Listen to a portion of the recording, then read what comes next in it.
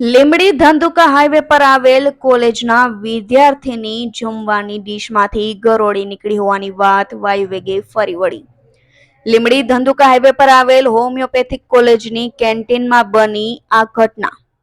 ભોજનમાં ગરોળી નીકળવાની વાતને લઈને લીંબડી મામલતદાર કેન્ટીન ખાતે દોડી આવ્યા હતા. ભોજનમાં ગરોળી નીકળતા ચકચાર મચી જવા પામી હતી.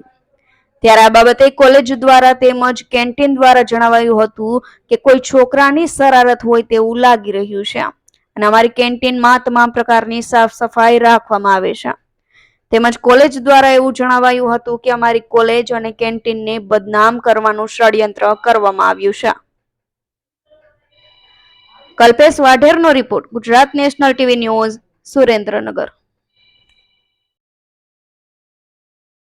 એસડીએમ સરના માર્ગદર્શન હેઠળ અમોને સૂચના મળેલ જે અન્વયે ગોપાલનગર હોમિયોપેથિક કોલેજની કેન્ટીનમાં ભોજનમાં ગરોળી નીકળવાના સમાચાર મળતા અમો નાયબ મામલતદાર LA જિલ્લા સ્થળ ઉપર જતા ત્યાંની કેન્ટીનમાં જઈ તપાસ કરતા જે ભોજનમાં ગરોળી નીકળેલ તે બદલાવીને વિદ્યાર્થીને નવું ભોજન આપવામાં આવેલ હતું અને ત્યાં હાજર રહેલ સ્ટાફને કેન્ટીનની સાફ સફાઈ રાખવા સૂચના આપવામાં આવી તેમજ વિદ્યાર્થીઓને સારું ભોજન આપવામાં આવે તે બાબતે તકેદારી રાખવા સૂચના આપવામાં આવી.